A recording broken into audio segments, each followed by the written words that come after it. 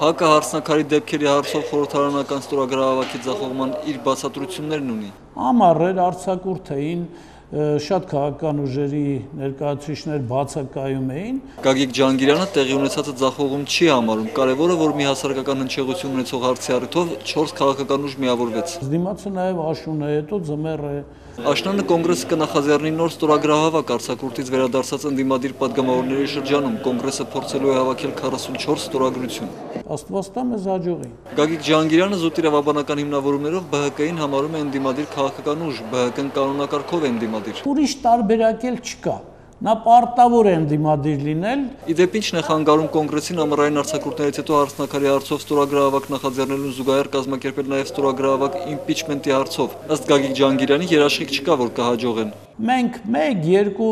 դեպքում եթե ունենանք ընդդիմադիր ուժերի հետ համագործակցության հաջողություն տարբեր հարցերի շուրջ, հետո չեմ բացառում, որ կնախաձեռնենք նաև իմպիչմենտի ստորագրահավաքը։ Մհեր Աշակյան, Հովսեփ Հովսեփյան, IPF